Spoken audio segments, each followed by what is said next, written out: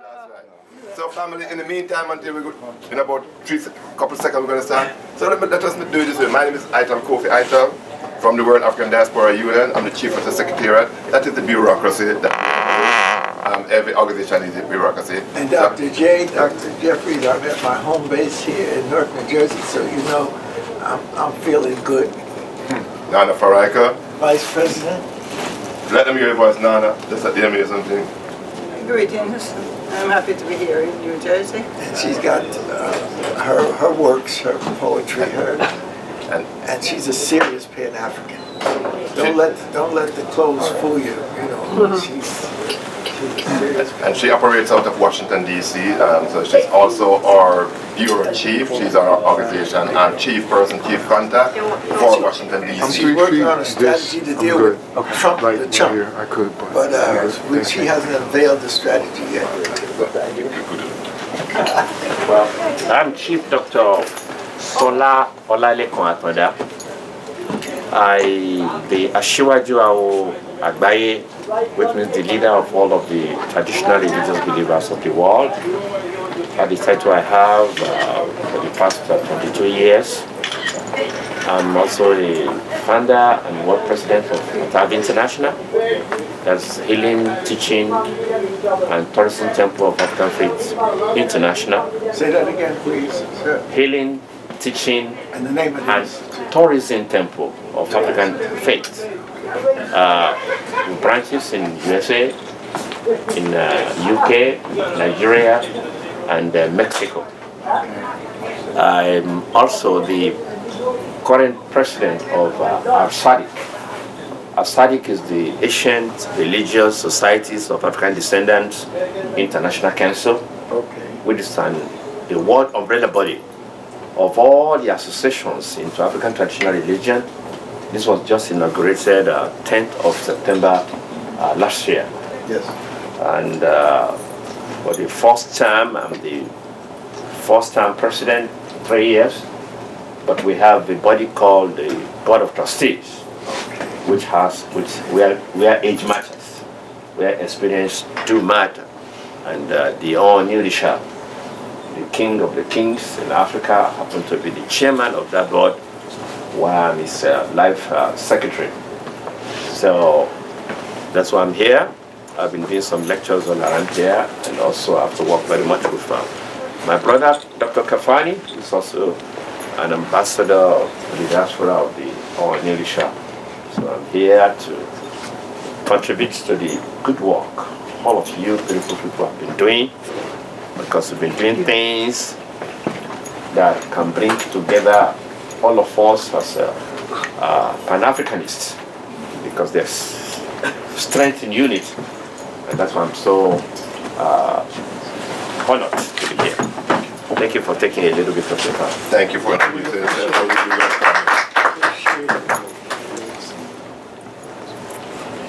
No problem. Okay, so I'll just mention, because the World African Diaspora Union comprise of various organizations, and something like the body. You have systems, organs. So just Nana was very humble in that sense.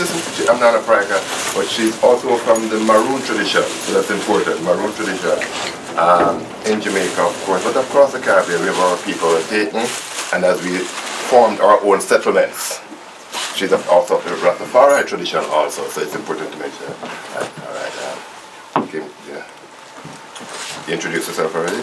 No, okay. Can you introduce yourself as we just go around the room? I'm not one of you, I'm just here. You're one of us, my brother. You are royalty. You are royalty. You're one of us, my brother. Professors and kings. We're an African, my brother. We're an African people. I'm a humble soldier. But my name is Ayize, and I'm just so grateful to be here. All right. Brother Maroon. My name is Mark, from out of Atlanta, representing YD in Georgia. And I give thanks for the opportunity to be around such remarkable people such as yourselves, and around the elders soaking up all this wisdom. It's a luxury. Brother videographer, you're taping right now? Yes, sir. So could you just turn it around if we can't teach it? Sure. Turn the camera around as the people introduce themselves, that we actually have them. Well, I have it live, I'm doing Yeah, it. but, Yeah, but I got you covered. All right. Brother Ron. That's it? Yeah, come see Dr. J, Dr. Telephone. Because we need to know something about each other, you know? But, all right. No. Brother Ron is Yeah, a community servant. Yes, you know, He's with Refound, and he's the community messenger. He makes if something going on, Brother Ron know about it. My brother, that's an important function that you play. Okay. Extremely important. Thank That you. inform our people what is happening. Thank you. Brother Tetmo Sankara, co-chair of Wadu in Georgia. Very happy to be here. I'm very much impressed with the level and degree. I mean, this bookstore is stealth. I mean, all of this art and their catalog. So I'm very glad to be here with the African family. Thank you. Now pertaining to the registration thing, family. It's how we keep in touch with each other. So can each person, you know, family is important. All the other people have been trying to do to wipe us out, that we did not even exist on the planet, which they have been successful in doing other people. For instance, from the island of Jamaica, there were people who were called Taina, they call them Arawa, but Taina, they have wiped them out. The important thing when we go to Kemet, now Egypt, even if they have tried, we still have monuments to tell us. They were here. Can you just sign the thing for us? Just sign that you were here with us, that we can contact you. That's all it's for. I'll pass it around for other people to sign, sir. All right. Okay. All right, Brother Kweku, introduce us. Briefly introduce yourself, brother. Brother Kweku Lumumba, Youth Commissioner for Wadu. And also that you're from Atlanta. You know, let us know that Yes, you're from Atlanta. All right. Atlanta moving back and forth between Haiti and Louisiana. We need to share it to our people. In the ethos. Elder? I'm Raza Khan Shahid. I'm with Nation Time Judicial Research. I'm from Philadelphia. Hey. I'm with the Mumi Abu Jamal Coalition. Hey. I'm with the Jamil Alameen Coalition. We do work around political prisoners. That's right. You know. That's good. And I'm here because I'll try to follow Dr. J everywhere he goes. All right. Yeah. My sister? My name is Joyce Adeomi. I am a priestess of Ifa and Oshun. I serve as the I serve as a chief under Chief Dr. Ifagwenshola Olalekan. That's the Ashiwadrawa of New York State. I am also the New York coordinator of the Healing and Teaching Temple Tourism, Healing Teaching Tourism Temple of African Faith. I'm the New York coordinator of that, and I founded a nonprofit organization called the New York African Chorus Ensemble, which purpose is to promote African culture. We also organize the New York City Multicultural Festival, and the theme for this year is paying homage to the ancestors. All right, thank you very much. And she's an international Singer. So why are you keeping that to yourself? And I see you that who is watching our back. I see there's a back row sister is watching our back, right? Okay, a back row sister. While the brothers up here watching from front. So, sister over there. Alicia from New York. That's it? That's it. I'm Mary Ann from New Jersey. And stolen African, so that's why I'm But here Sister, today. Yeah. Sister Alicia will be working with the Jeffries, Doctors Rosalind and Leonard Jeffries Foundation. She doesn't know it, but she's been she came all the way from New York to be here, so I to let her know that she's been trapped by that Jeffries honey. So she's on her death. All right. Dr. Chichunya. Oh, I am Dr. Chitunya. I am Chief Commissioner for Wadu. I am from Zimbabwe. Can you project for us, please? We need to hear you up here. Didn't hear. Repeat everything for me, sorry. Hi, family. Greetings, my sister. Hotep Bargani. My name is Dr. Chitunya. I am from Zimbabwe. I live in Atlanta. I am the Chief Commissioner of Wadu. I am a professor. I wear too many hats. I'm a president of American Association of University Women. I'm a psychologist. That's it. All right, thank you very much. Sister Kathy? So I'm not going to stand. Yes, sister, we understand. My name is Kathy Thompson. I am a member of Wadu Executive. I live in California presently. I was born in Jamaica and I'm hoping to return very shortly.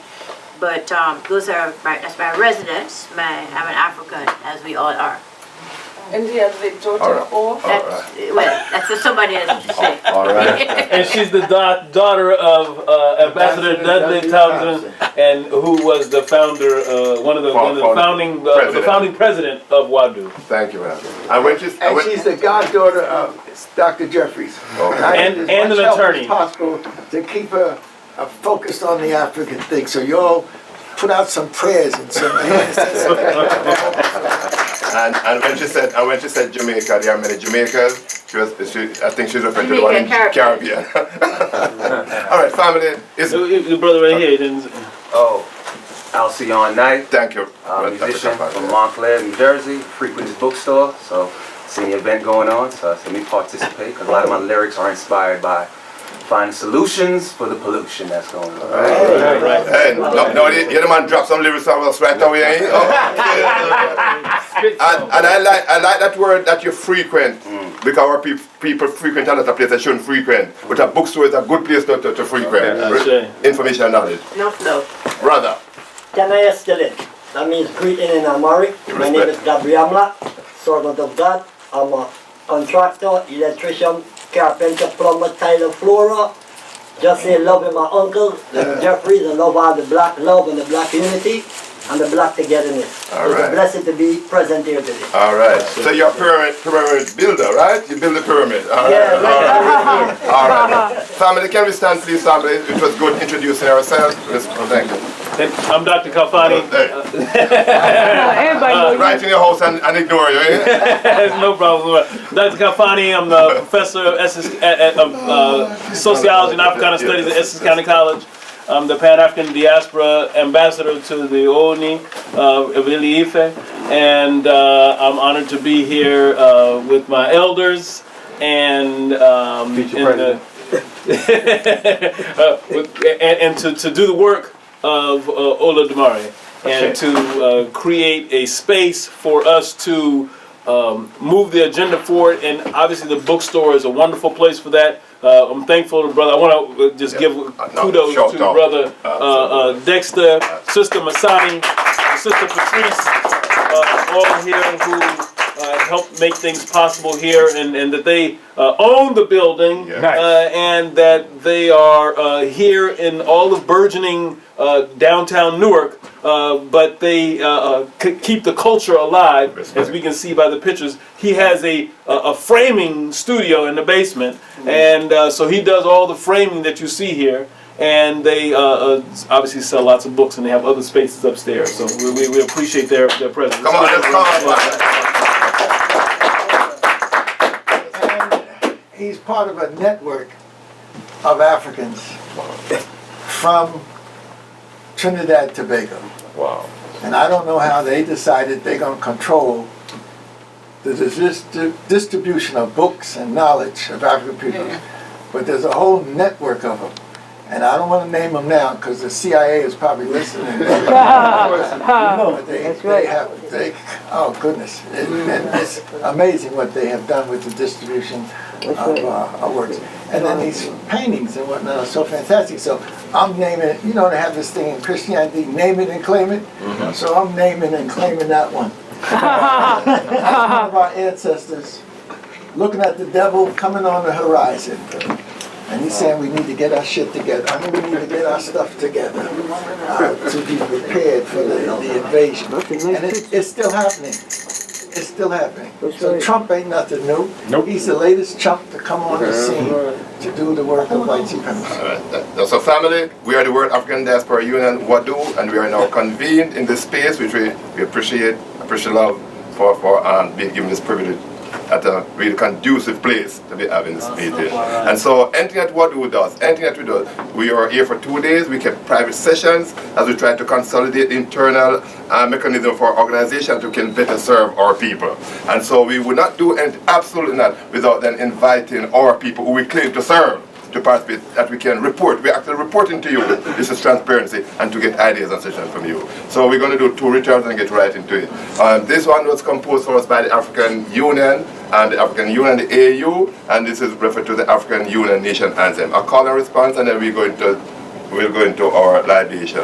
Family, call and response. Let us all unite and celebrate together. Let us all unite and celebrate together. The victories won for our liberation. The victories won for our liberation. Let us dedicate ourselves to rise together. Let us dedicate ourselves to rise together. To defend our liberty. To defend our liberty. And unity. And unity. O sons and daughters of Africa. O sons and daughters of Africa. Flesh of the sun and flesh of the sky. Flesh of the sun and flesh of the sky. Let us all make Africa the tree of life. Let us all make Africa the tree of life. Let us all unite and sing together. Let us all unite and sing together. To uphold the bond that frame our destiny. To uphold the bond that frame our destiny. Let us dedicate ourselves to fight together. Let us dedicate ourselves to fight together. For lasting peace and justice on earth. For lasting peace and justice on earth. O sons and daughters of Africa. O sons and daughters of Africa. Flesh of the sun and flesh of the sky. Flesh of the sun and flesh of the sky. Let us all make Africa the tree of life. Let us all make Africa the tree of life. Let us all unite and toil together. Let us all unite and toil together. To give the best we have to Africa.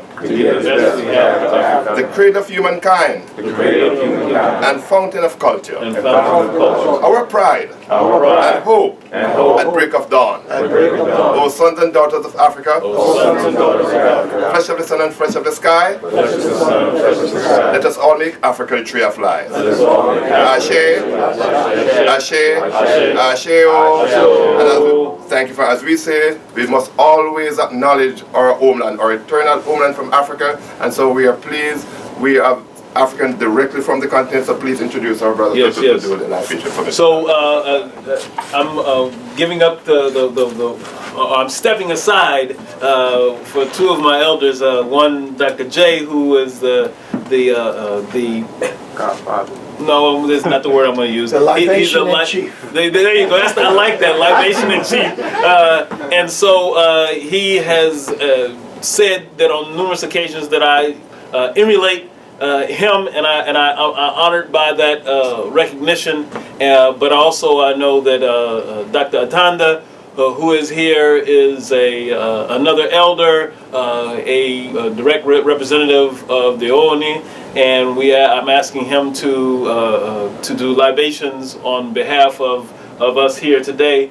And since he's not usually here with us, I think it's appropriate for us to recognize our elders and have them to participate in what we do to bring the energy, the ashe, the spirit of all their knowledge and spiritual connections to us where we are today when we have the blessing of them being here on such an occasion. Thank you.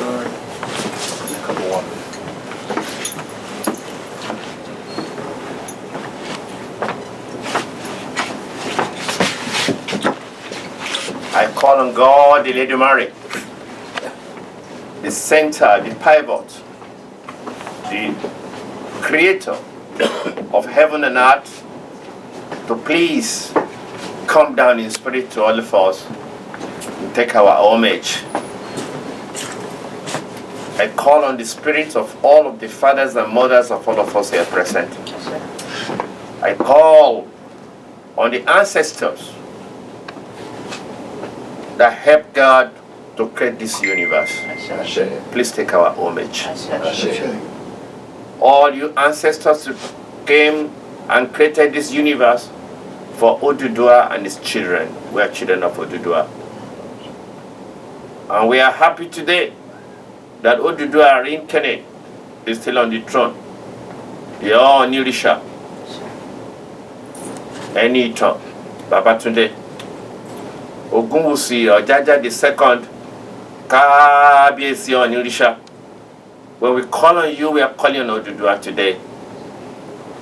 I call on the spirit of each and every one of us, all of the ancestors of all of the Africans, all of the spirit of our forefathers that were captured and taken to different land. I call on you today, please take our homage. We love you. We respect you. We miss you. But we feel you in unity. We want to use the common element that's common to heaven and earth today, that is water. Nobody makes the enemy of water. The greater percentage of the composition of human beings is water. We call on you today, Mother Earth, We call on you, the milk and the breast of all of our mothers. My mother, the great mothers of the universe. My mother, the great wishes of the world, I call on you to please be kind to all of us here present and take our homage. Ela geje geje, ela geje geje, ela geje geje. Ela geje geje, difa follow me tutu. Abo mi tutu, tinta yeshe. Ela geje geje. Abo mi tutu, tinta yeshe. Ela geje geje. Ela geje geje is the heaven babalao of the cool water. Cool water does nothing but improve mankind, improve the world. There's no hard thing that water goes in and not be soft. Soft greatly or soft partially. With the dropping of this water on you, Mother Earth, solve the problems of this universe. Solve the problem of we, your children. Be our support.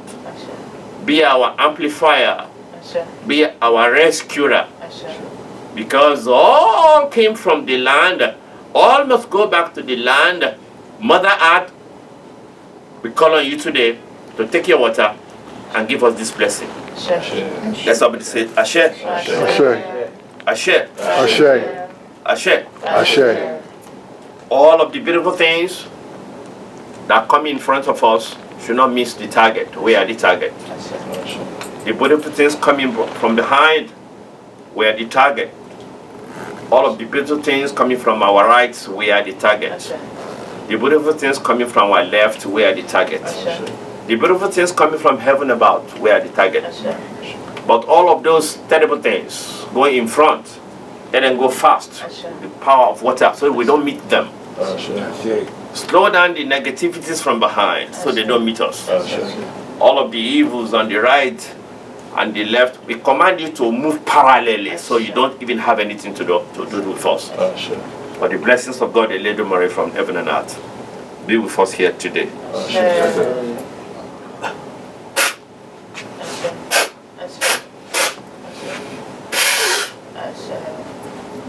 I give this cup back to the elder of today. So please taste.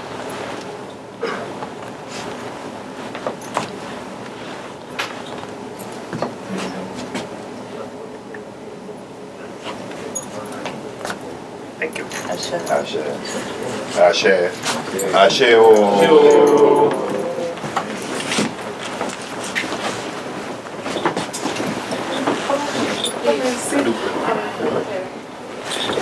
There are seats up front. There are seats up front.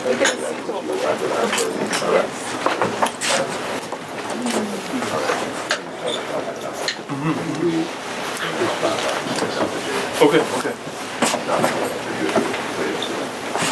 Family, Ashe, Ashe, Ashe. Oh, welcome family. Hotep, Abargani.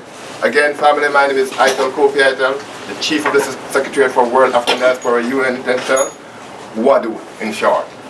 We are extremely pleased, we are extremely elated to have you here, family, on this Sunday evening. As we said earlier, we alluded that we had a 2-day convocation, internal dialogue among ourselves, how to strengthen our organization to best serve our family, the African family. We are pleased to have Africans from different eras represented here today. And so without further ado, at this public forum, we're going to call on our chief elder, we're going to call on our vice president, we're going to call on a journalist, a writer, a poet, and all the other accolades, Nana Faraka Burhead. Greetings.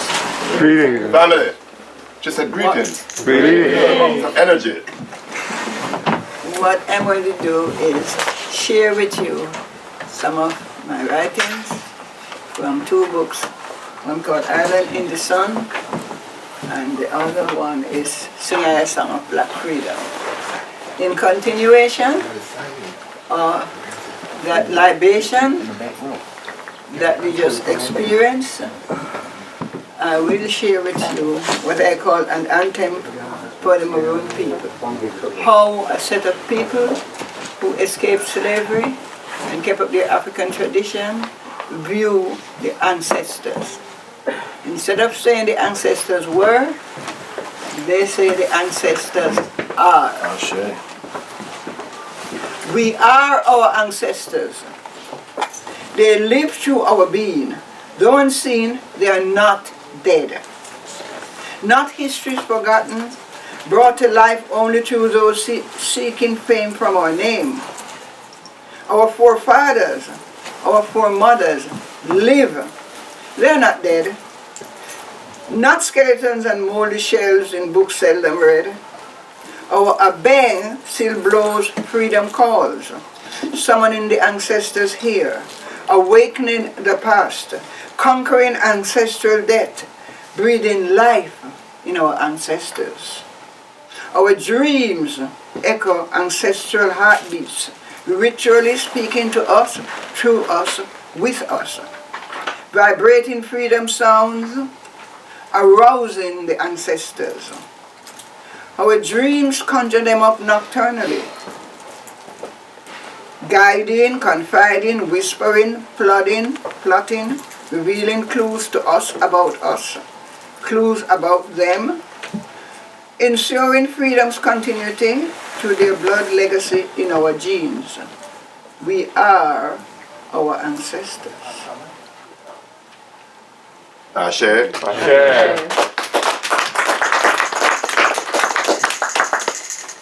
And this is for a queen of the Maroon people, of the Jamaican people, and should be known better outside our island.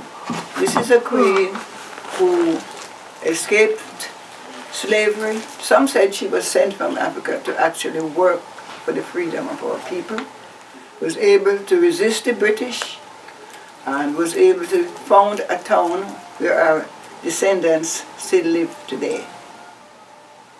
Ancestral blood ties sing of her, pouring libations to the invisible, visible town leader, who watches over them in mountain villages over the centuries, the eternal mother. Her spirit hovers in Moortown in songs, dances, dreams, and rituals, secret practices they hold in New Nannytown, I am told. A bird bears her name, a type of house carries her fame. The Nanny River, ever knowing, ever flowing, pregnant with secrets that can summon her here in spirit to appear from Stony River and then disappear, the elusive river mother. In the hush of tropical nights, when crickets chirp, keeping time rhythm with eternal clocks, tales of magic are told, and mysteries unfold about a woman who was a military strategist and outwitted Bruton in the 1700s, and yet has and had such a soft touch, knows how to endure in tiptoe in the hearts of her yo-yo. Choose her, time barriers crumble, long a day and far away tumble into present day reality. She makes ancient Maroon spirits rise, disguised in ambush mode, clothes as trees they spring on unsuspecting red coats and black shot traitors. Blow the abang, the Nyankipong warriors are victorious again. Queen, magically calling me, elusive one of mystery, dwelling in the Blue Mountain cunningly, trap cultural invaders in your magic pot. Don't allow them to find the stronghold of our mind. Succor us so our weary souls find rest, for in you we are blessed, true Wonder Woman of the West.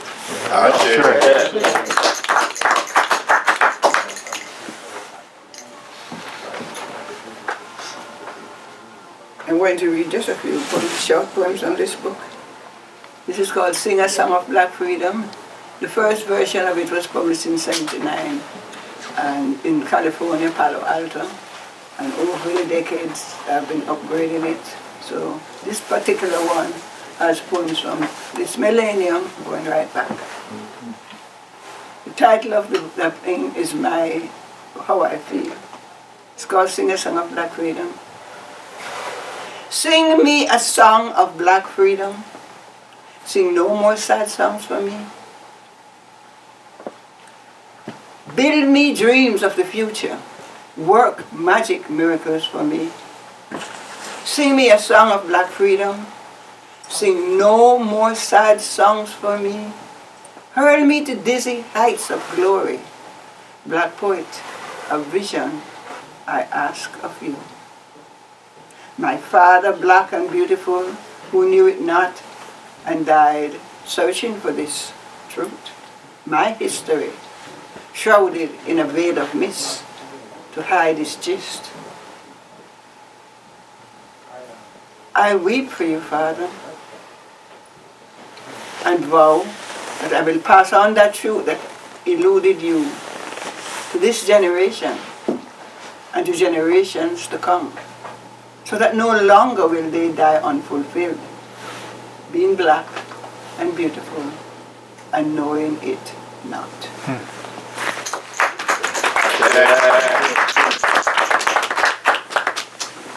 I shall arise in the morning. I shall witness the dawning of a new day for Africa. I shall arise in the morning to the sound of the drums. I shall come, Mother Africa. I shall come. I shall come. But there is no turning back.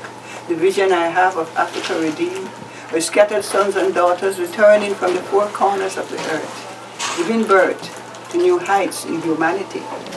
And the hungry shall be fed, and the naked have a bed, and the infant wrapped in love. In Africa's rainbow dawning, and Ethiopia shall stretch forth her hands unto Jah. And the earth shall be the Lord's, and the fullness thereof, and tranquility shall reign.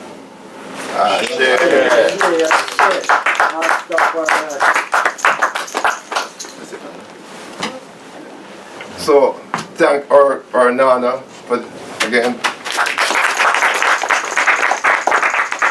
And are the books available for sale? Oh, yes. yeah, she said, oh yeah, right. Yes. So Dr. J is linking, the professor is linking his pyramid. Everything is related. So what Dr. J said, fine. Here's a cultural component, right, to that. But he said there's an economic component to that. And so we have to support the creator of these great works, right? So the books are available for sale. And so what Nana has done, is doing, will be doing, is what they say in our tradition, African tradition, our people don't die, can't die, they live forever. And they say, call upon the name of those who have transitioned, and we'll keep them alive forever. Sure. And so she referred Nani and others, because what we do, there are other persons we should even reference. But the worth of those other people, look at these over here, the conquistadors type element over there, right? Don't we know their names every day? The Christopher Columbuses and all of them. Everywhere they remind us about these people, yes. Right? Who we should really know their true history. So now let's bring into fruition the true history of people like Nani and others. So again, we appreciate all. Now, an organization needs critical personnel for it to function. Fine, it has our people in it, but it has to have certain mechanism and certain critical personnel. What is that critical personnel? According to Wadu, we have chapters. We are structured in chapters. This is the New Jersey chapter, and we are particularly in Newark, New Jersey. Sure. So we'd like again to reintroduce our brother Alfani and tell our people why they should join Wadu, why they should become a member of the Wadu chapter. Good afternoon, family. How's everybody doing? Good. Great. All right. How's everybody doing? I hear everybody in the back. Okay, there we go. So once again, I'm honored to be here as the New Jersey chair for WADU, the World African Diaspora Union. I would just say that one of the things is how this is a Pan-Africanist organization, and the idea is for us to collectively work together to bring about, to usher forward a Pan-Africanist idea, whether that's politically, culturally, spiritually, that we are the continuation of a spirit that has come long before us, right? So we have Henry Sylvester Williams, who organized he's a Trinidadian, organized the first Pan-Africanist conference in London in 1900. Before him, there was the Pan-Negro movement that was going on. And so that all these things that we see are a continuation of African struggle against white supremacy, a continuation of the struggle for self-identification, a continuation of the struggle to uplift our people in the vein that our ancestors have uplifted us for thousands of years. And then every time there is an onslaught, we come up with a new solution to confront that onslaught. So that Wadu is a continuation of that effort, and that it's a strives to bring together folks.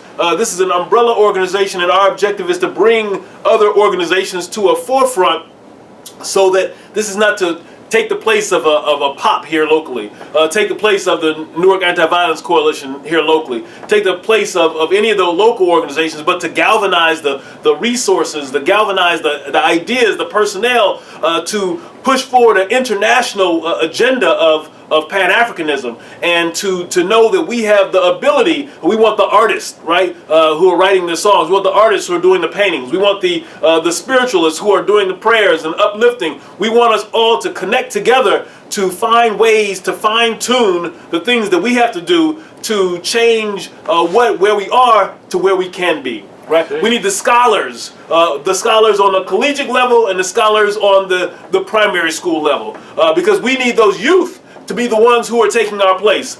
She mentioned Nanny, but Nanny didn't come from nowhere. Nanny came from a long list of folks before her, and that now she is the daughter of Nanny, and that her daughters and sons are the daughters and sons of Nanny, and then so that we are the sons and daughters of those who came before us, and we must continue.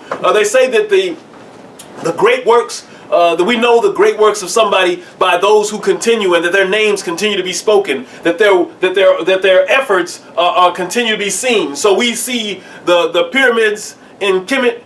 We see in Zimbabwe. We see the sculptures. The edifices are still there. All over in West Africa, in East Africa, you see that there's things there that have been there for thousands and maybe hundreds of years. You look for the longest wall in the world. Where's the longest wall in the world? Anybody tell me, where's the longest wall in the world? China. See, there we go. We miss history, right? We miss misinformation. We think that it's China because that's the narrative that's been presented to us. Right. But the Great Wall of China is 5,000 miles. The Great Wall of Benin is 9,000 miles. Wow. Right? So that we are misconceived in our understanding about who we are and where we fit in the equation of the world, because we don't research our own stuff to know on the level that we then can take that information and transform it into that which we know on a greater level, right?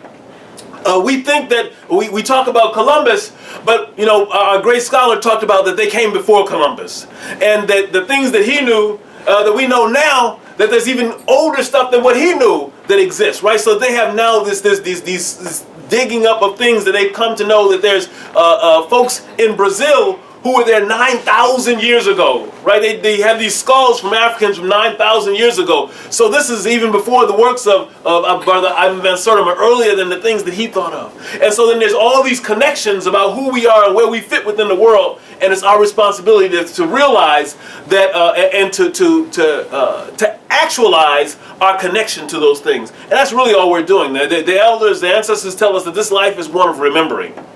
And that as we remember, we know that when you have that aha moment, or you have that synaptic nerve connecting, you have that epiphany, that means that there's something that you already know connecting to something that you didn't know that you knew.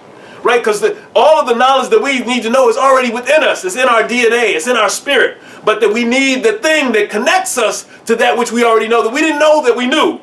Right? It's known in your DNA. It's known in your bones. It's known in your spirit. But we don't know that we know it. And so that it takes that spirit to connect us to that which we already know, to be able to utilize that which we know. Yes. See, the idea is to how do we utilize the things that we already know? And we get to that place by understanding that there's something greater than us. There's something that connects us in ways that we may not understand those connections. And if we tap into those resources, if we come to our elders and sit at the feet of the elders, because that's really what we need to learn to do, right? So that I sit, my elders are surrounding me. So I sit at the feet of my elders because I'm simply a humble servant of those who come before me. And though I may be almost 50, I'm still the servant of those who came before me. And so that I sit before them because I want to learn for that which they have to offer. I want to aspire to do the things that they've done and to elevate that which they've done to the next level. See, that we have to lift as we go. Sometimes we get confused by the world around us and think that what we want to do is that we just want to show ourselves up and we think that we have arrived. But really we only arrived because those elders around us, those who we know and those who we don't know, made it possible for us to be here today. Made it possible for us to realize the connections of the things that we know today. And then we take that information and pass it on to the young brothers and sisters who are in the generation below us, to the generation of the children who are below that generation. And then we set up, as Dr. J always says, that we build a legacy of who and what and where we are. That is that, what is the legacy that you leave? Right? What is it that's left behind for you? And the one thing that I learned about ancestors that came to me in spirit many years ago is that our legacy is our children. Right? And if you don't have biological children, it doesn't matter. It's the children who you touch. Right. What children are you touching to give that information to help to uplift them and make them make that connection? If we're not helping some children to make the connection, then we missed our calling. We missed our objective. We missed the responsibility that is imbued within us that the ancestors hope that we understand. They hope that we get the clues to. And those clues become answers when we seek the solutions and we develop the solutions that are there for us. But we have to make all those connections politically, culturally, spiritually.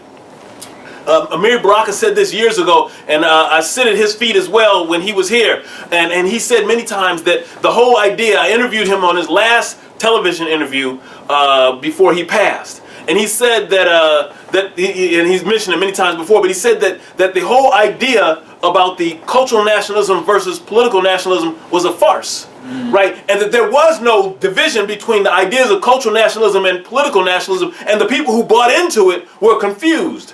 He said really that we have to have a holistic approach to what we do. So it has to be cultural national, political national, educational national. We have to have all of those things that we're doing, that we work collectively together to transform our reality to be something other than what it is. And so then that's the thing, the connecting glue that we have to have. And so I wrote in this book called The Hidden Debate, that I wrote back in 2005 about the fact that we as Africans, we run from who we are because there's stigma associated with what I call being blackened. Right? So that we're blackened, and that the idea of being African suggests to us that there's a problem in that idea.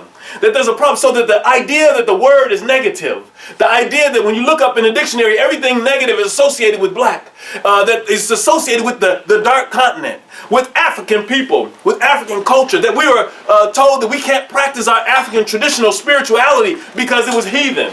All of those things were designed to confuse us. And so we allow ourselves to be confused until we wake up and find out that the things that we've learned have been misinformation. And I'm going to end on this, and that is that the brother who wrote the book, The Miseducation of Negro, y'all know that book? Carter G. Woodson. Y'all know that book? Carter G. Woodson. So that book, if you haven't read it, if the word Negro bothers you, put the word African in its place. Right, so the miseducation of the Negro is such an important text for us because it helps us to understand that when we look at who we are and where we are, that we've misunderstood the road to our success, and that we get these degrees. Right, I have 3 higher education degrees, a bachelor's, a master's, and a PhD. And so when we get those degrees, oftentimes we think that we have arrived and that we're better than, or that we become a priest, that we're better than this person or that person, or we become a politician, we're better than this person or that person, or we have a whole bunch of money, we're better than this person and that person. But what Carter G. Woodson said in The Miseducation of the Negro is that when we go through those institutions, when we go through these processes, we have to unlearn.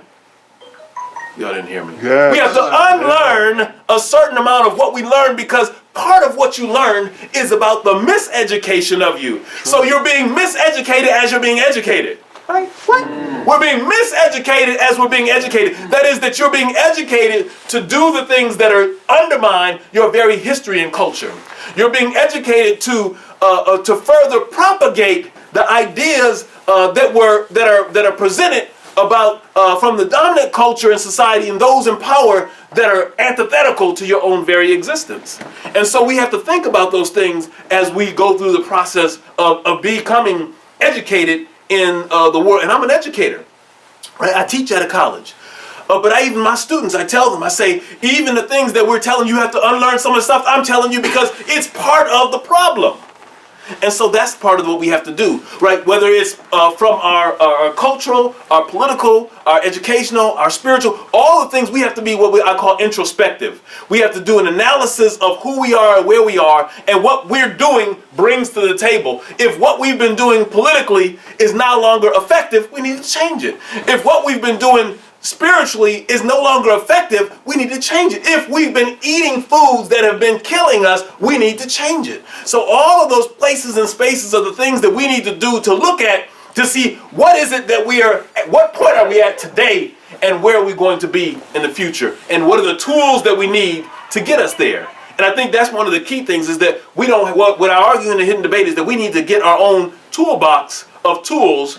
And those tools are the things that we keep. We don't need all of them every day, but we have to keep that toolbox so that when the time comes for the tool to be used, we're using the right tool for the right job at the right time. Right? The right tool for the right job at the right time. And that is the key. Because if you need to take this picture off the wall and he used a Phillips screwdriver to put it in there, and you're trying to take it out with a nail file, you have the wrong tool for the wrong job and at the wrong time. Now, you might be able to get it out with the nail file, but I will be done with 10 paintings by the time you get that first screw removed. And so then the point is that how do we get to the place of doing the right thing? And that the person who has the Phillips screwdriver can do it well, but then there's another person who has a drill. And so with the drill, so we need to improve our tools and our technology, our spiritual technology, our dietary technology, our the brother does construction, the construction of what we do and where we live, the technology, all those things we need to bring to the table. And I think that's how we change the world in which we live for the benefit of ourselves. And every time we change the world for the benefit of ourselves, we make the world better for everybody else. Oh, shit. Okay. Yeah. Thank you, Dr. Kalfan, for firing us up. Okay.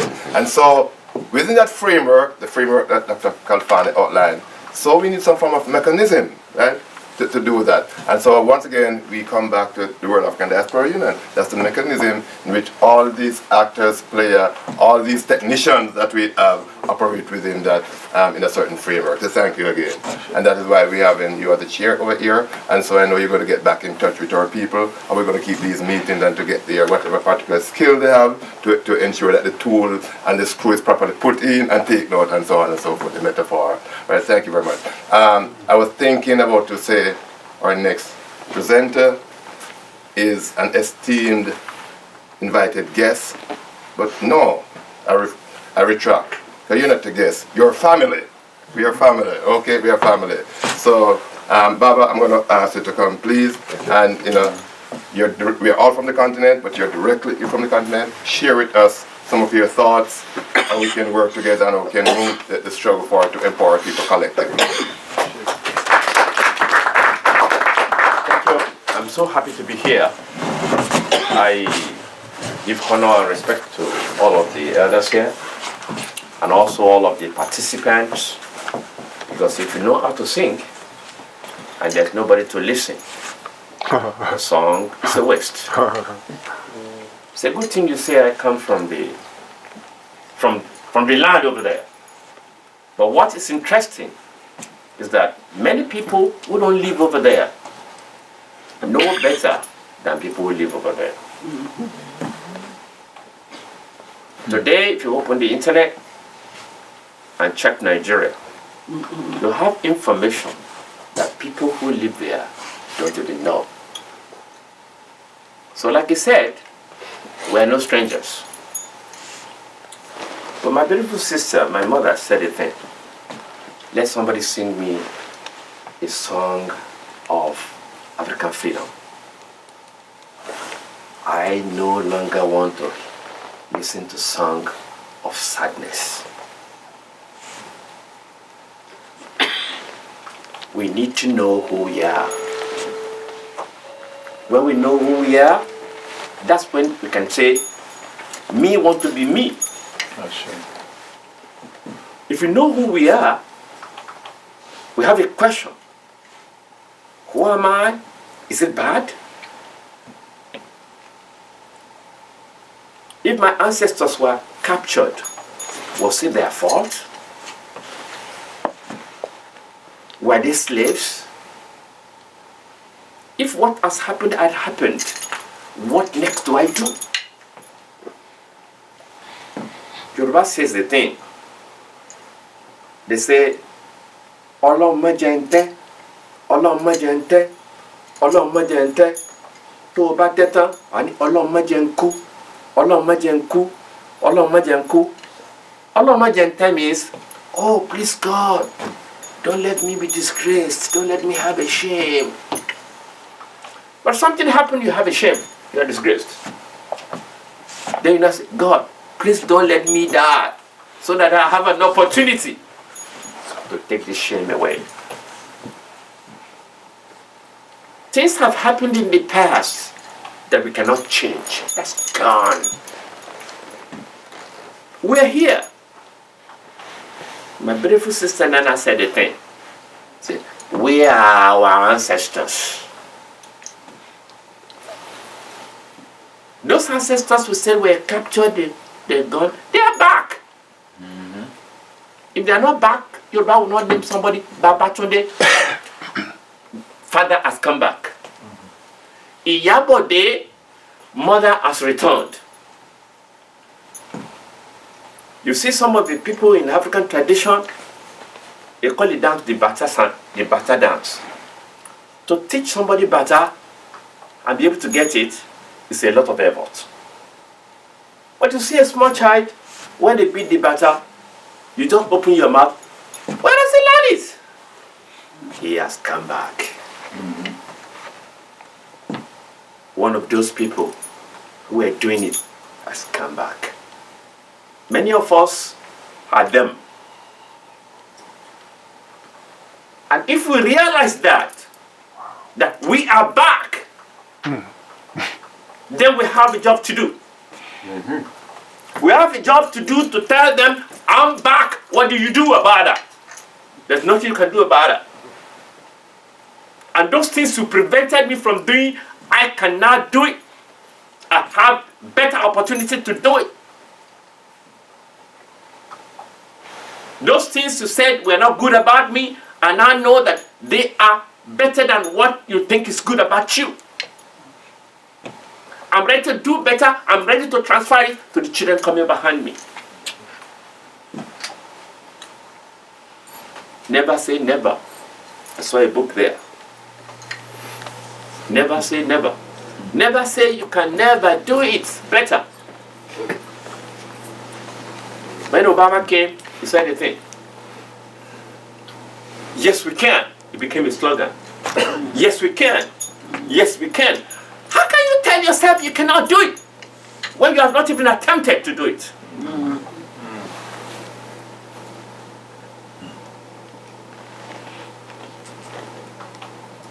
Try and fail, but don't fail to try.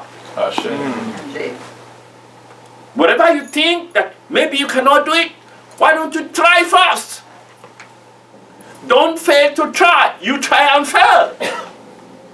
But when you try and fail, you try and try and try again. Before you know it, you know that it's done. What we call problems today is because we have not decided to solve the problem. Right. Dr. Frankwani said the thing that, oh, there's a book. If what you see in that book that you're hating is the Negro, say change it. Put the word you want. But get the stuff that is in there. We are not a forgotten race. Inu koko dudu leko funfun ti jade, we say it in Yoruba. It is from the black pot that have the white pap come up. This universe started in Africa. We are all from Ile-Ife. We have 17 effects. The 17th one is those of us you're referring to that they were there. How about the first, the second, the third, the fourth, the fifth to the 16th? They are the people in the diaspora. We're the same people. The same thing.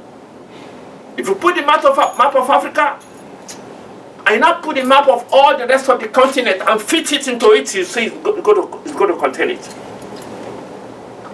It's the same Africa that has no blemish. If we send this one to the sense of our children coming behind, that they are no slaves. They are great people of great history, great name, great events. Go and see people who have done great in any part of the world, you see they are black. You see the color of the skin, firm. The blood, beautiful. The teeth, strong. A dentist in Nigeria told me, when I said, oh, I changed my tooth in America, I said, sir, why do you have to do that? Don't you know that African teeth are better than the European teeth?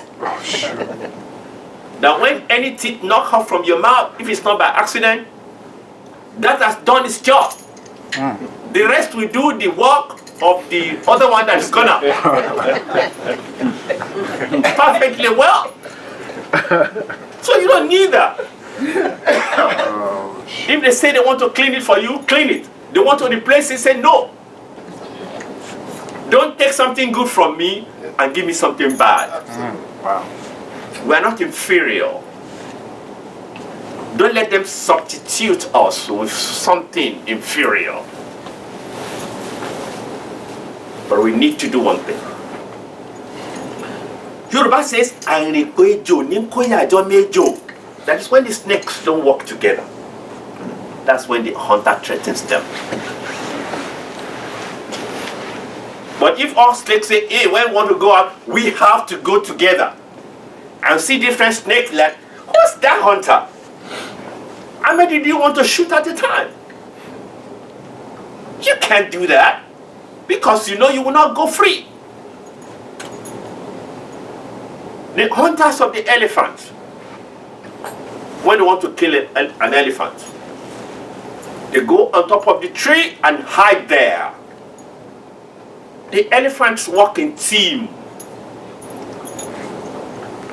They will make sure that when elephants go, they're going to shoot the one that is last. Not the one in front. And when it falls, sometimes they may not know. The rest may not know. But that hunter dares not come down. He has to remain there. Because when they walk a little distance, something will tell them, we're missing one.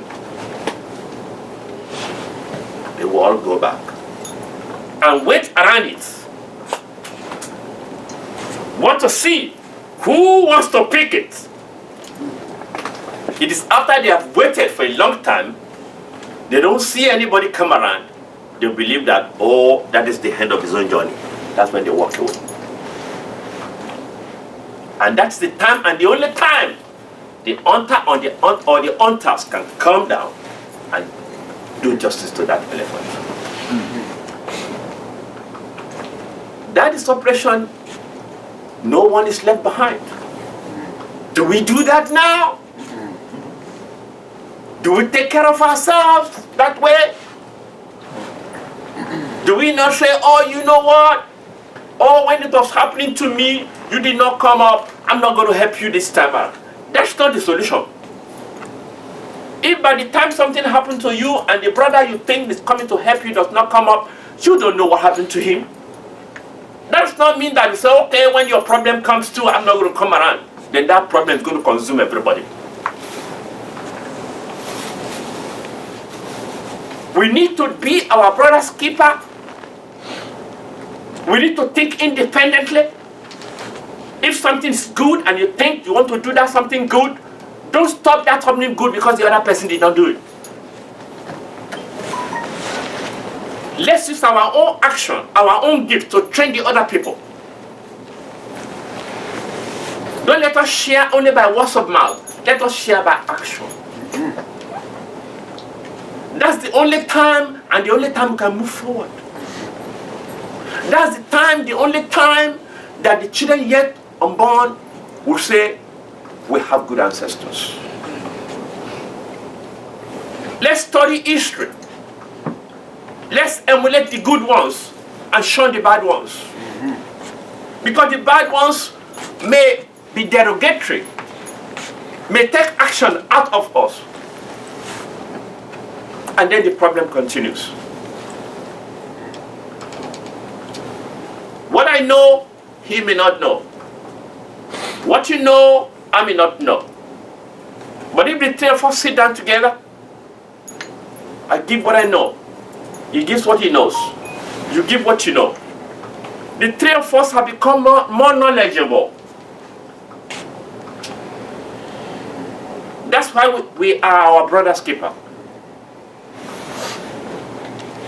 A thing his grandfather told him, the food, the good essence that work wonders. My grandfather may not tell me that, but he might have told me something else. When I share it with him, this world moves forward. The people who think that they are wiser will now come to us and bow.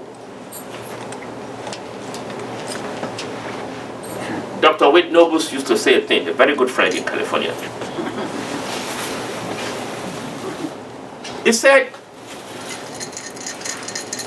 Pan-African freedom without religious freedom is fake. If you do not believe that your forefathers had religion, that they worshiped God, but they venerate their elders. Part of their elders are the spiritual agents of God, called Orisha, which we call deities. But the slave master called them gods and goddesses to blackmail us. We don't have gods and goddesses in Africa.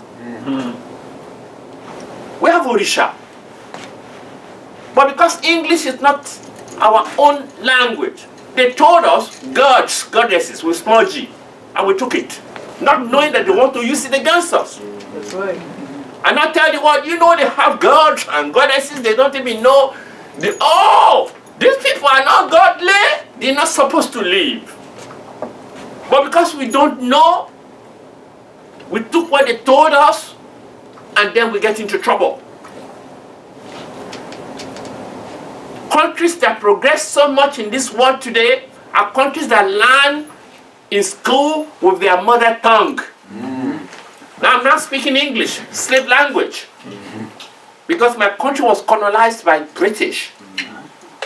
And they asked us to go to school. If you don't go to school, then you are nobody.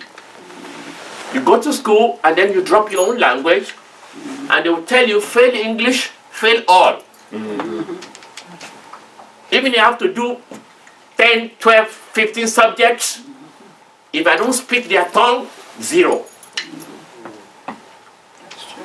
Now today we are speaking English. There are a lot of words in Yoruba that I don't even have English equivalent. See how much I lose. But because some of us have come back, some ancestors have come back, that's why I can see myself to say, I'm a Babalawo. Some 30 years ago in Nigeria, you cannot come to the front to say I'm Babalawo. They say, huh? Fetish? What do you mean? But now there's nothing you can do about it. Sometimes I have white people in my class want to know about Ifa, want to know about Ogun, want to know about Shango, want to know about Yemoja, want to know about Olokun. They not admire my dress. Whereas it's the weather in where they live that made them use what they were using. But the weather in my place, I can wear flowing garments, I can do whatever. As they take my picture now and they see it at home and see me wear only this, they say, why? Why is the chief wearing that small thing? My big gown is in the car. Because that big gown with this coat, I cannot put the coat on the big gown. That's why I said, let me wear this underneath. This is an underwear. No, I'm not telling you. It's there in the car. My daughter will tell you. My hostel is in the car. Because I'm taking the hostel and the breeze is there. I had to put the other cap that can cover my ears. It's when I get in here, I put this one. And I have to use my hand to hold it because the breeze can take it away. But it has meaning. But I still have to do what I'm doing because if I don't come here, if I don't go to other places, I will not be able to tell you, my brothers and sisters, that we worship God in Africa, not devils. Wow. I will not be able to tell you there's a world of difference between worshiping and veneration. We venerate our mothers. We venerate our orishas. We venerate our elders. We venerate our bosses. You venerate anybody that has some advantage over you, but you don't worship no one except God. That's what we do in Africa. We tell them, the Christian and the Muslim, that whatever the Christian has in the Bible, and it says the scripture, that's what the African man call Ifa. The esoteric language of God. The encyclopedia of creation. The manual. The message Eledumare sent to represent him to mend the broken world of humans. If the Muslim tell me that he has the Quran, and he can tell me that what is in the Quran happen to be words of Eledumare, oh, that's my Ifa. That's what my ancestors told me, that whatever is called Ifa, those are words of God. And the Orisha brought it. It's not God. It's an Orisha. It's an agent of God. He only brought words of Eledumare to me. Why should I allow the slave master to now say that, oh, you know what? He called Orunmila God. He called Ogun God. He called Shango God. And I want you here to know that in Nigeria, we don't call this Orisha God. There's only one God that we worship. But God also asks us to take care of those people, venerate those people, those elements that help us to do one thing or the other. We're in this bookshop now. If they have a sale assistant out there, and you want me to say, oh, if I don't see the owner of this place, I'm not going to buy any book. You may not buy a book here. Because that's the same person that is there. He has his own assignment. All of these Orisha had assignment God Eledumare gave to them to do here. So as our father, our mother have assignment to take care of us. And he says if we don't respect those father and mother we come through, our life on earth may not be comfortable. So we have to respect the elders for us to be able to move forward. If our father does anything wrong or our mother does anything wrong, those are physical mothers. Those are physical fathers. You have to understand there's still what's called spiritual fatherhood, spiritual motherhood. That's what we believe over there. If your mother now misbehave or your father misbehave, his physical person misbehave, you cannot insult the spiritual fatherhood. No condition can make you take your hand and slap at her face or slap at his face. You'll be in trouble of God Eledumare. Because your life will not be the same. And you don't know why. Because you have violated the rule of God. And lastly, the area where they do mambo jumbo. The Christian in Nigeria form a thing they call the Christian Council. But they have the Catholics, they have the Methodists, they have the Baptists, they have the many of them. But they now form a thing they call Christian Council.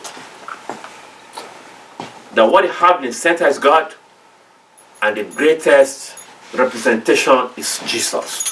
Fine. The same thing the Muslim.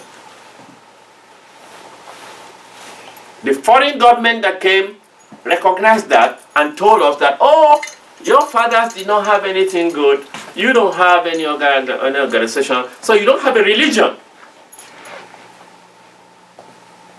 But they want us to tell us what we do and take it abroad and write books about it and make instruments out of it and make money out of us. But when it comes to governance, they will not put us.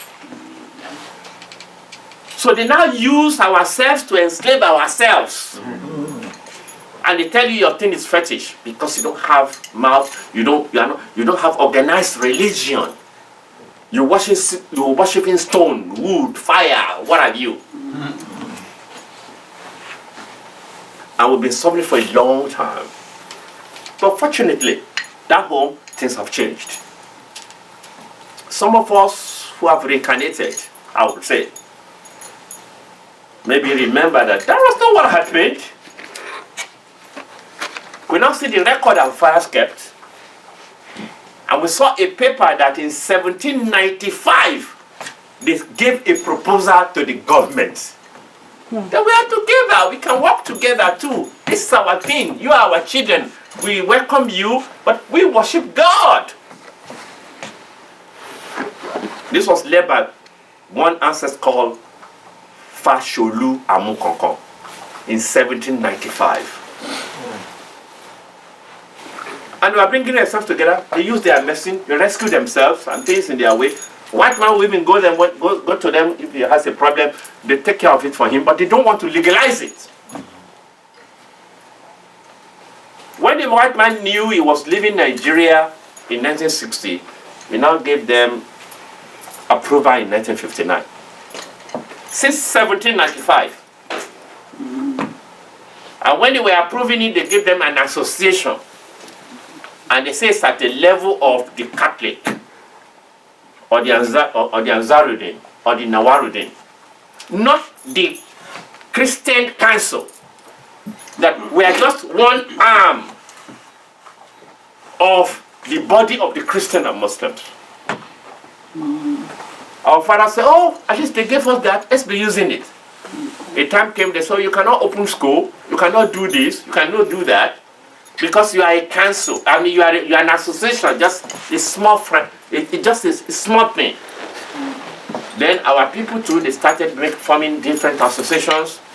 If I'm in this association and I cannot be chairman, and you run 2 times, 3 times, you know what? Kafani wants to own that. Let me go and start my own. And another form is on. After some time, oh, Titi said, no, I want to be boss too. Let me start my own. We did not have one front. That's why the adage of when all the snakes work together, no hunter can stop them. But fortunately for us, on the 10th of September 2016, the President Ooni-Orisha, the King of Kings, worked with us and were able to bring that paper of 1795 back. And we now told government, this is 1795, you gave us association in 1959, we want to turn it to council now. We want to remove association and put international council. We did that because we don't want some of our organizations too, some of our people to say, hey, how about my own that I started 20 years ago? Oh, you want to be my boss. But now nobody can claim that it's his own because none of us can claim that we were around in 1795. And they call it Asadi. It was Asada, Ancient Religion Societies of African Descendants Association. That was what they were doing since 1795. And they gave them the association status in 1959. Just last year, we now changed it to Asian Religion Societies of African Descendants International Council. We didn't take anything away. We respect the elders. And that is now working. So that we want all of our organizations in traditional religion, be you Lukumi, Kadombele, Kenka, name it. We are all one. If you talk of Shango, I know you are talking of Shango. If you talk of Elegua, I know you are talking of Elegbara. The enemies of Pan-Africanism use religion to separate us. They lied to the world that we have gods and goddesses, whereas we have only one God. Because we respect our elders, our fathers, and anybody that does something good to us, we homage them. We venerate them. We honor them. That's not worshiping. We worship only one God. I will now tell the world, we need to work together. We as Africans, we need to work together. When we are in any business, we need to work together. Because working alone can make us work fast. But it's only working together that can make us work far. Thank you.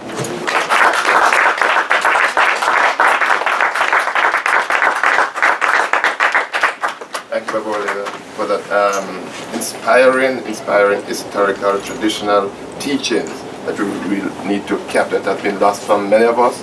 And we thank all of you who are doing this great work, and we thank you for coming directly from the motherland to share with us. And in the spirit again of the World African Diaspora Union, we welcome all those who have just joined. Thank you for coming out this Sunday. Thank you, my sister. Thank you for coming back today. We thank you, family. So we're going to, this year, 2017, every year is important to our people, every year. But some we put symbolic significance more than the other.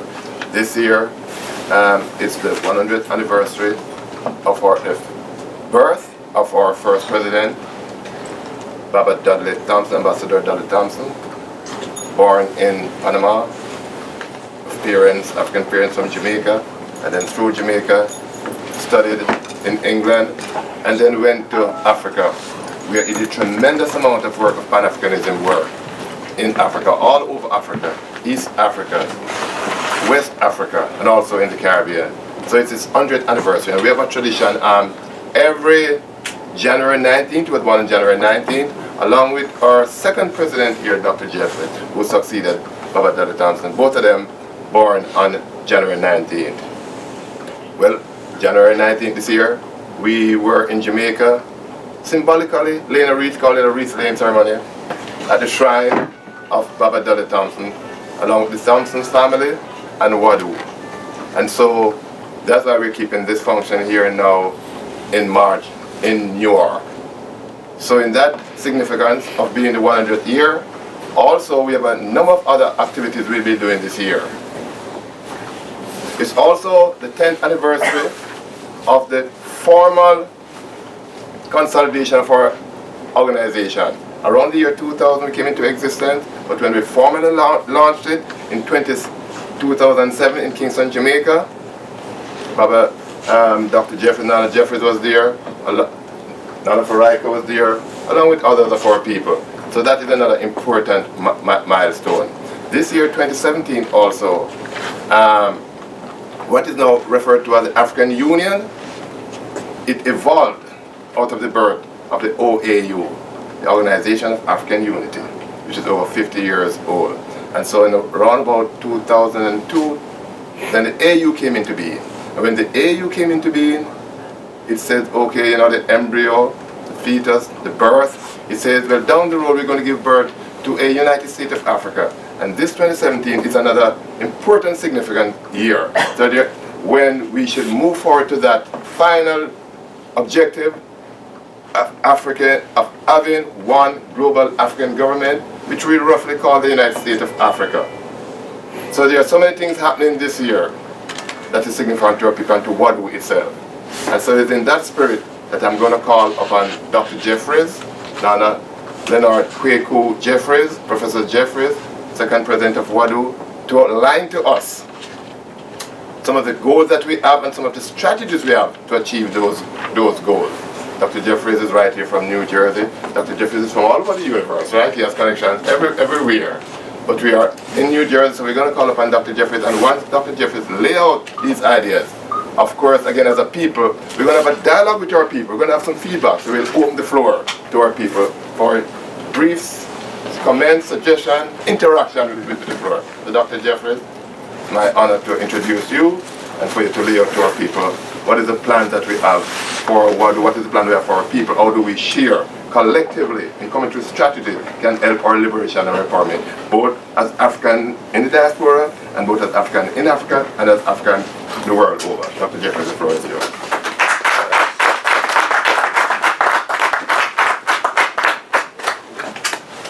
Hotep family. Hotep. It is always a pleasure to join the family when we are about serious business.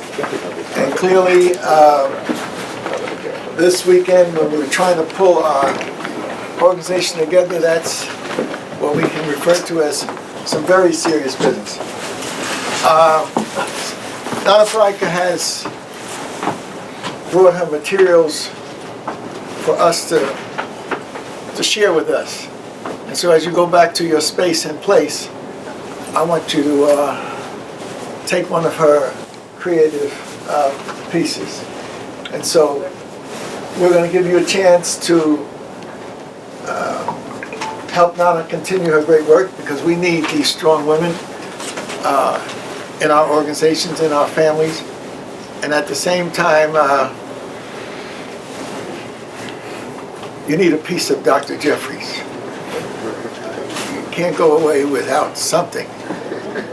Brother here, as soon as he greeted me with some love and affection, and then gave me a handshake, and the hand started itching and whatnot in his contribution. So thank you, brother. That's the way we do it. Each of you should take a piece of Nana back with you, and I want you each to take at least a piece of Dr. J. So, in fact, I'm not going to give my serious presentation until you do take a piece. Hey, we got to wait, you know. If the Trump man can wake up the world and say, look, Dr. Jeffries at least can wake up this little group here in my hometown in Newark. That's right. That's right. So, you heard about someone called Mayor Koch? Who was Mayor Koch? He was the Jewish mayor of New York. He was even more nationalist than Bloomberg. Wow. He told President Carter that you have not supported Israel, so you're not even welcome in New York. So he was a Jewish nationalist. But he also attempted to destroy me when the greatest attack in the history of the world on a black professor occurred, and he said he's going to put the nail in my coffin. So he called me up and told me he wanted to interact with me, and I said, well, I don't mind interacting with you, but what is it about? He said, well, you've been saying this and you've been saying that. So I'd like you to come down to my office so we can discuss it. I said, wait a minute. I'm not just saying this and that. There are books, there's scientific, historical information that I stand on. So you need to come up to my office so that we can have a real dialogue, and we got all the books. And he said, I don't think I can come up to your office. It'll be a media affair. Well, then I guess we're not going to meet, because I ain't interested in coming down to your office unless you're ready to give up my pyramids. He said, what? I said, yes. I want my damn pyramids back. Because, we got a picture of me riding on a camel in Egypt talking about your pyramids. I want mine back. And there's a picture of Menachem Begin talking about when he signed a peace treaty with Sadat, the Egyptian leader. He was standing in front of the pyramids that his ancestors built 1,000 years ago. And I said, so I kept beating him up about these pyramids. So he said, goodness, this is a Negro I want to deal with, because I need to knock him out. And so he flew away to Honolulu or somewhere, Hong Kong, and he called me, and he said, I thought about it, so I want you to, I want to meet with you so you can have your pyramids back. So once he said I can have my damn pyramids back, I said, all right, we'll compromise and we'll come down and contact you. Well, my brother, who was into heavy African martial arts, he knew that I was hesitant. Why? Because Dr. Clark said, why are you going down to be worried about that fool? You don't need to go down and see him. And then, Regent Adelaide Sanford, our best educator, brilliant woman, she said that Dr. Jeffries, just, you know, he'll twist anything you say. And my young brother, 21 months younger than me, my baby brother, we grew up here in Newark, and we've been tight. He's the closest person I've had outside of my mother. No, he's the closest person I've had. I've been with him all of his life. And we have this brother relationship. So he said, Lenny, if you wish to go down and engage Koch in his office, you can, because I will go with you. And then he added, and my aura will protect you. Hey, no, you all have to understand now, this is 1990, okay? And my brother anticipated, because he deals with spiritual things. He's into a heavy African Asian martial arts. And so I said, if my baby brother feels like that, then I got to go down and meet the biggest, baddest Jew in America and deal with him. And so we did. May 16th, May 19th is Malcolm's birth, so we always do something special on Malcolm.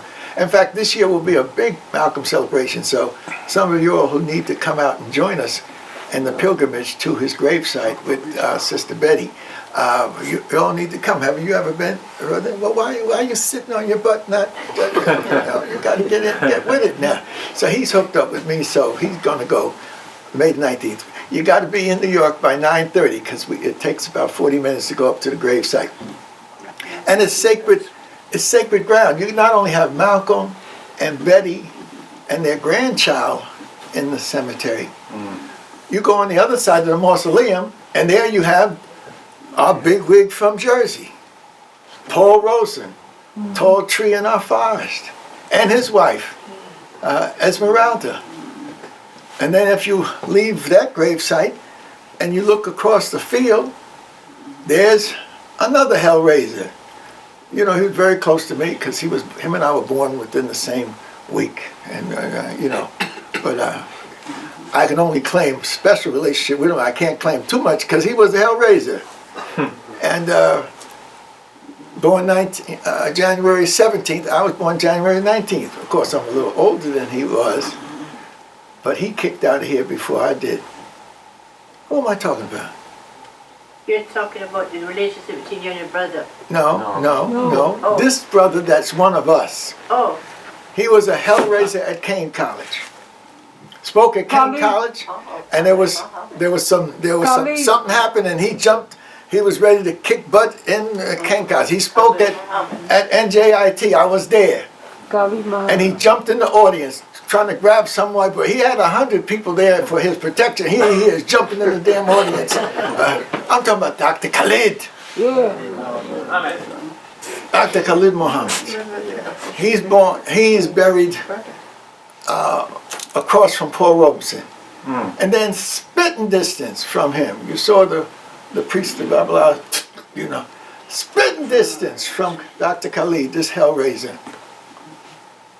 is the Hellraiser of Hellraisers. He's been kicking ass since he came out of the womb. And who am I talking about? Dr. Ben. Hey, Dr. Yosef Ben Yakinen. Hey, you can't claim no better sacred ground than that when you got all those spirits there. Same grade.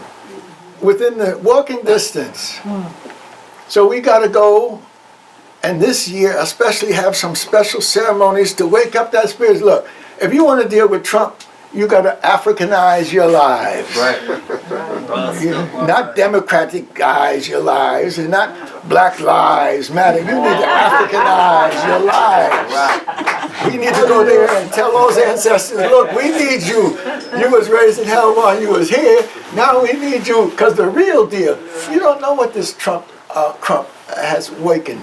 White folks everywhere saying it's our time now. This is the last thing if we don't do it now, all these people of color led by these black people are going to take over our world. And so they ain't talking about make America great again. They're talking about make white America great again. But it's too late. But in the period that they can wreak some havoc against us, we're going to have the hardest time that we ever had. You thought slavery was rough? Hey, it's gonna be rough time. Well, Dr. J, I ain't worried about it. I got a good job. You got one now. I ain't worried about it. I got a nice house. You got, look, these people got plans to mess with y'all like y'all ain't never imagined. And I'm telling you, based upon my 80 years of dealing with crackers, I mean, I got to be more professional. I'm dealing with, look, as a, no, let's be intellectual and scholarly on this. Look,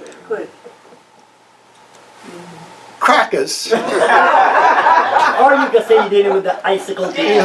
Crackers, affectionately, we call them crackers. Yes, we do. You know, if we really want to call them something bad, we call them something bad. We do. Crackers is an affectionate That's right. term. It is. But they call themselves, when they want to get funky, Caucasoids. You know. So we have to deal with the reality. Black mouths and lips have been so set up that we can't do Caucasoid. That don't make no sense. So I have synthesized Caucasoid. crackers with Caucasoids. And so more professionally and intellectually we can call them a crackasoids. These crackasoids have defined our world. And we live in that definition. Most of y'all just came from church. My man, his biggest attachment with me is Metropolitan Baptist Church. That's where I grew up. I was baptized there. Okay. So we all got the church in us. My brother here saying, I ain't got none, Dr. J. I'm a black nazi. Yeah, but your mama, your grandmama, and your great-grandmama, they don't put that church in you. You think that you're... How many people here ain't got church in them? Shut up. Church. I know Kathy got church in her. But this is Dudley's youngest daughter, and she got a fighting spirit. You know, that youngest child always is a problem. The oldest one is disciplined. He or she is taught to take care of business. And then the ones in the middle got to look up to the oldest ones. But that little one that comes there, that gets away with everything, you know. But, you know, she's a wonderful sister. We just had to take the whip every once in a while and crack it. You know? Boom, boom. At any rate, a great encounter took place with Dr. Jeffries, Pan-Africanist par excellence, and the head of the Caucasoids, Crackasoids, and the Jewish ones, Koch. And we went down to his office and we kicked his ass. Put that on the world. Put that on the tape. We kicked his ass. You know, and it wasn't gentle. It was real. You know, we met him. My brother and I rolled down 2 big boxes of books. See, we don't go nowhere without what was that shit that they had over in Iraq that we was bombing them about? Weapons of mass destruction. Weapons of mass destruction. What do they call them? WMD. WMDs. You know, you can't go nowhere without your WMDs. Words of mass destruction. You see, I'm coming to a bookstore with my WMDs. I don't go nowhere without my shit because ain't nobody got nothing like we got. And you're running looking for something else. Oh, Dr. J, oh, yeah, African stuff is nice, but I'm a Marxist, I'm a communist. Hey, that's nice. That could be a part of the struggle. Oh, you know, but you ain't got the Holy Ghost. So, you know, but they talking about the white Holy Ghost. I got the African Holy Ghost. I wouldn't be here. When we went down at the Koch's office, we took the books, our weapons of mass destruction, but we went in the spirit of the African Holy Ghost. Wow. And it was raining. And so when we got to his office, we had to go up into, you know, we had to dry off. And so we went into the bathroom. And where did we meet Ed Koch? He saw 2 black men going in the bathroom. And he met us in the bathroom. And while we was drying off and stuff, he thought, my brother, because I'm, you know, heavy melanized, my brother's light skinned, and he thought my brother was my bodyguard. And so I said, yes, he is my bodyguard. you know, and in my sense, my brother has taken on a role to protect me. You see, Malcolm was on that stage. There was nobody there to protect him. He even chased his own security away because he knew that what was going to happen. King was on that balcony, and you know, people was around him, but they wasn't protecting him. Ain't nobody took a bullet for him. My baby brother is prepared to put his life on the line for me. And so, as you come up to purchase one of our sisters' books, and I hate to put pressure on you, but I know you all got extra money. You got extra money for smokes. I ain't gonna say what you're smoking. And you got extra money for other things. So, Nana, we're gonna squeeze them. You know, yeah, look, when you got serious Africans, you gotta squeeze their asses. The white folks pull them over on the other side. So, we want you to make sure Nana doesn't have to take these books home. And then we have the encounter, the most significant encounter of a black man with Mayor Koch. What's that? What am I going to do with this? Look. Hold it. Take a sip.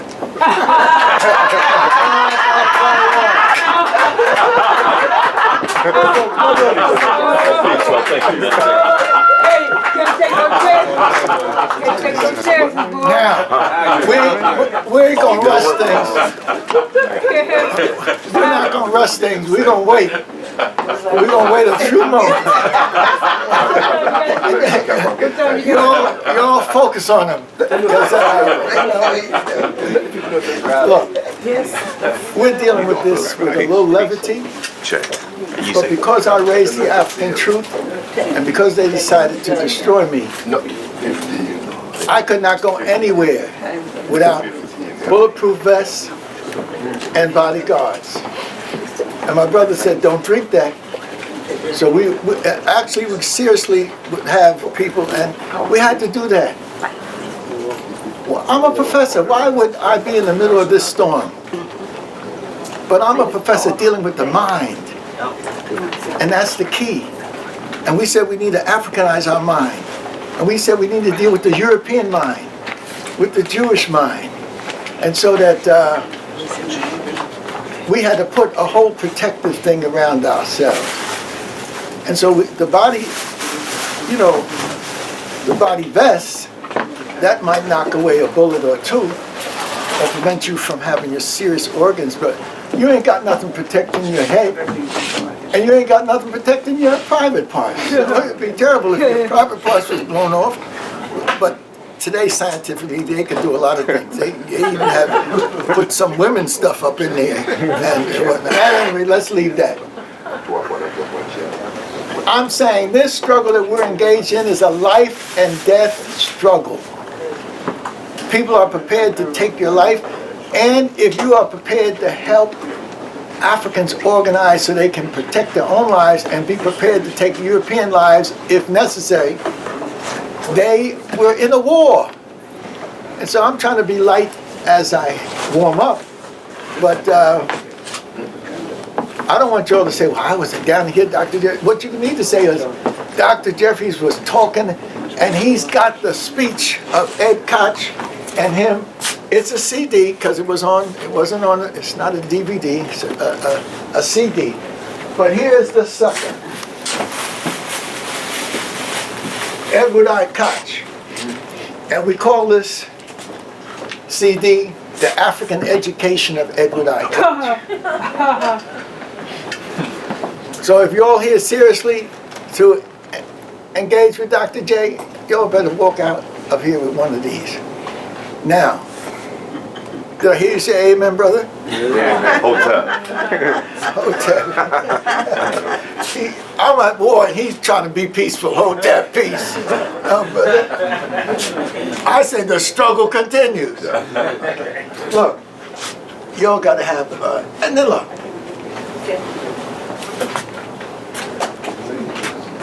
I'm giving y'all permission. I hope it's a good copy. So y'all can make copies And you could sell it to your dumbass buddy. I mean, you could sell it to your friends. You know, if we were here to Dr. J, you should hear him kicking Koch's ass. And so we took the books down. By the time I pulled out book after book after book after book, he got tired.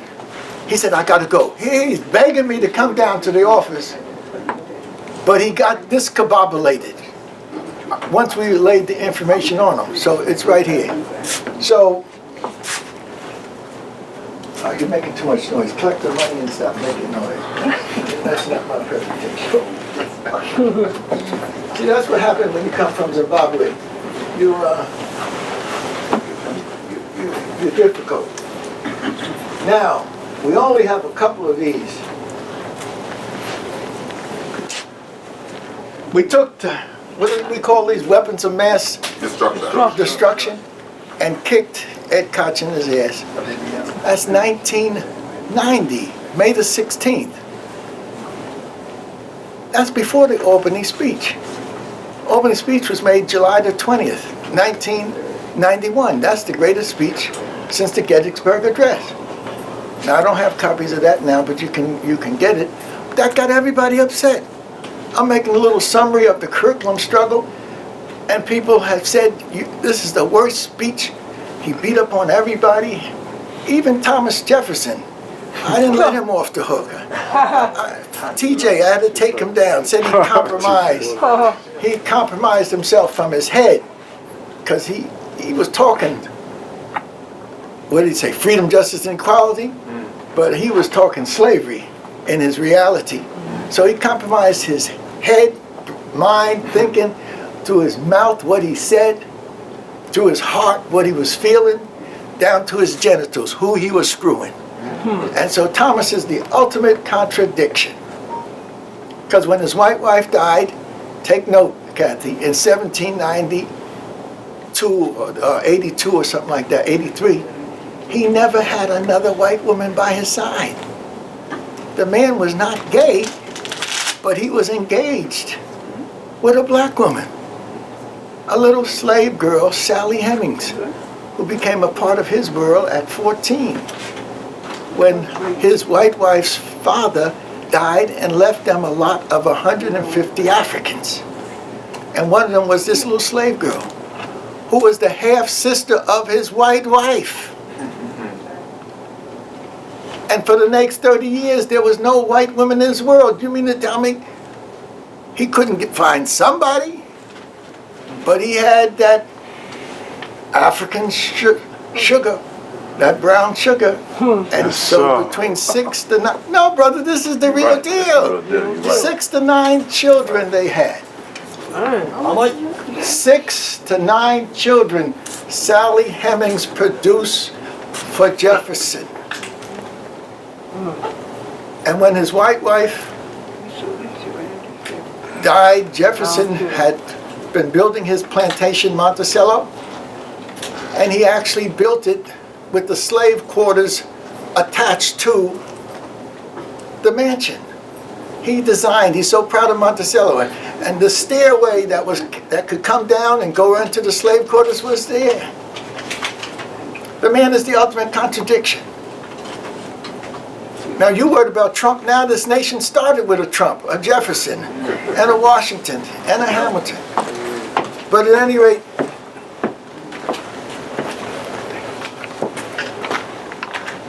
after our meeting with Koch, and we continue to push for the curriculum of inclusion, putting the education in the classrooms,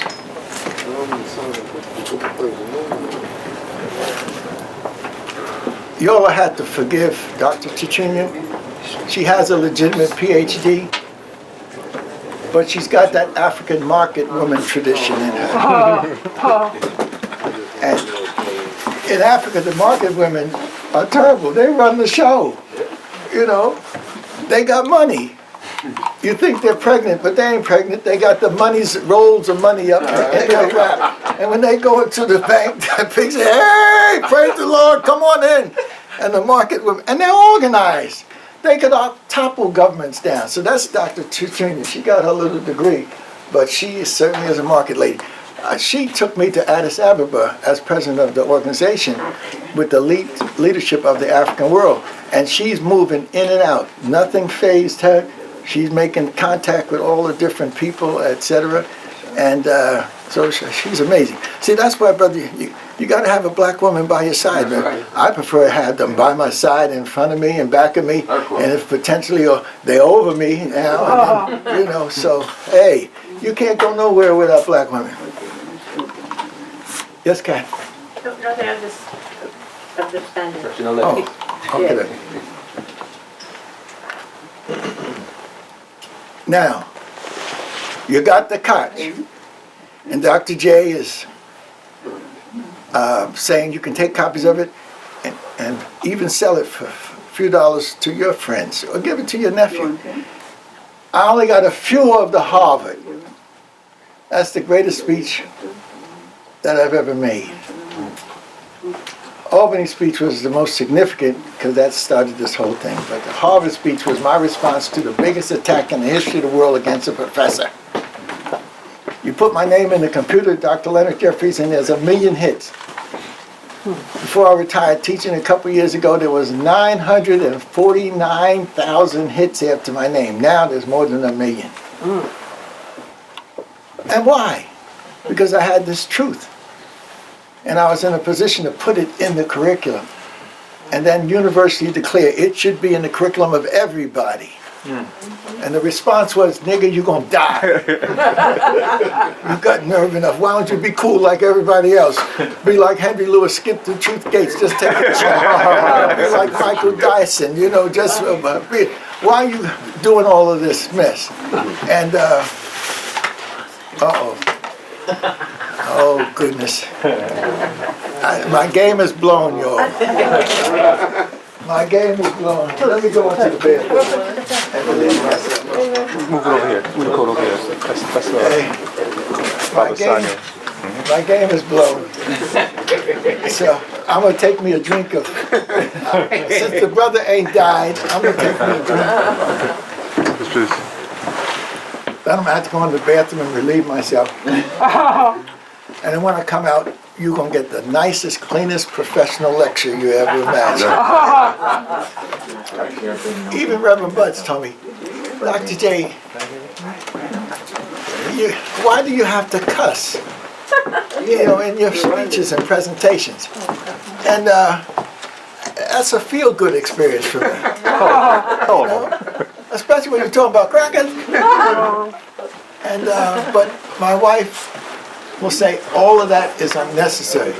Just present a straight lecture. So that's what I'm going to do. Now, there's no price on my tapes. They're priceless. Right. And so I have 3 tapes. And I want you to donate to our foundation. The Jeffries, this is my wife. This is my queen, Queen Mother, Nana Vivio. And she just missed the Nigerian connection because she led the way in our Pan-African connection to Africa. She went to Nigeria in 1960 on the Operation Crossroads program. I had not even met her then. 1960 is before Obama was born. He was born in 1961. I was in Europe at the time, trying to beat away white women, and every once in a while white men. And as a result, my mission was to find this African knowledge. And so I did. In 1959, I met the Imhotep of our times, Sheikh Anta Diop. Did you hear what I said? Yes. 1959, I met him. I met him before I met Dr. Clark, before I met Dr. Ben, before I met my wife. I met him in Paris. And so when people say, Dr. J, where's some of your work? I said, Diop's work is my work. I'm the closest one to Diop. Oh, you mean you were closer than Van Sedema? Yes. You were closer than Jake Carruthers? Yes. You were closer than our great brother Carruthers. I'm not Carruthers, his cousin. Asa Hilliard? Yes. And that's something that I'll talk about after I relieve myself. However, there's a third element to the package, and that's one of our most significant preachers and teachers. He's the president of a university. That's Dr. Calvin O. Butts III. And, well, Dr. J, why are you mixing Calvin O. Butts III in this African presentation? How many of you all know Reverend Butts? Yeah. All of them. Okay. Abyssinian.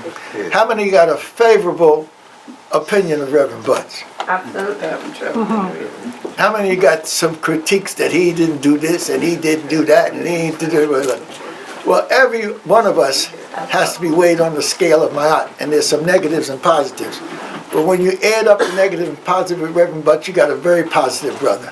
But I'm also celebrating the 100th year of a special spirit coming into my life that built on top of what Dr. Ben, Dr. Clark, and Asa Hilliard and all the others have done, including Dr. Asa Hilliard and Akin Jobin, Okay. including two of the Onis of Ife. Wow.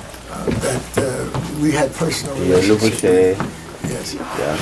And so there is a deep tradition of recognizing the ancestors and their power. And so we went to the grave site. Kathy organized everything very beautifully, and she knew the population in Jamaica that needed to be touched, so leadership in Jamaica came out.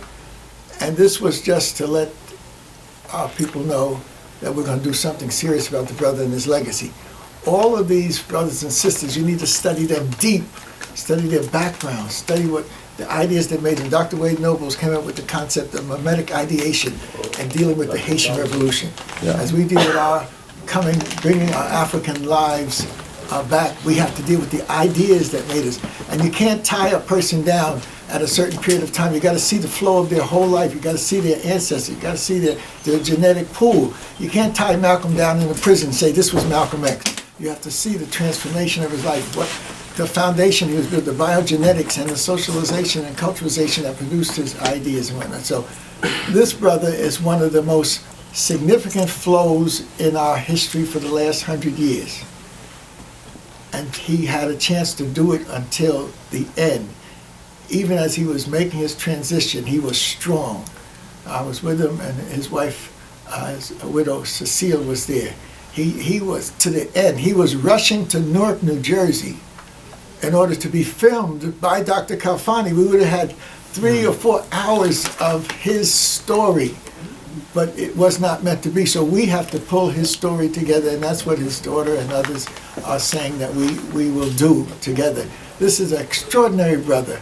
And his life touches so much of us, whether in the Caribbean, in Central America, in America, Nigeria. He was Abiola, Dr. Abiola. He was helped put the reparations conference together. Okay. And Cuba, he was Manley's person to speak in terms of we need to have a special support for the Cuban Revolution. And then so he's just, and he was there at the 5th Pan-African Congress. I had opened up the book to read his statement about the 5th Pan-African Congress. We don't have that time now, except if, because Kathy's got to get out to the airport. But, so, Dr. Kalfani, whatever you want to say. I just, wanted to just say that briefly that we're honored to have his daughter here to be able to show and share in the legacy that her father put before us, and that this actually is important because it shows the importance of legacy, right, in the person that she is, that it shows the importance of continuity, and that her willingness to display anything about her father's legacy, to me, speaks volumes to what we should be doing. Oftentimes people either want to supersede their parents as opposed to continuing and building on the legacy of their parents. And if you happen to supersede them in building on their legacy, that's a different story. But your goal shouldn't be to outdo your mother or your father. It should be to that you complement, that you build on, that you show that what you are is by the grace of what the Creator has given you to be able to do as a result of them. And so that I think that that's what her contribution exemplifies. And so with that, I'll leave it to her to start. Tony Martin, one of our great Pan-African scholars from Trinidad and Tobago, who has done a monumental work on Garvey. This is the book he did on from Kingston to Kenya. Her father led the way in putting the legal team together that saved the Mau Mau and Jomo Kenyatta. And then he also worked with Tanzania, Julius Nyerere, in putting the Constitution together. Amazing story of this individual, how he moved for his 96 years. He died on his 96th birthday. We were celebrating our birthdays, and he left us the next day. But this is truly a special spirit, you know. And so we'll be honoring him wherever I go. Every major conference, every activity will have a special honoring of the brother.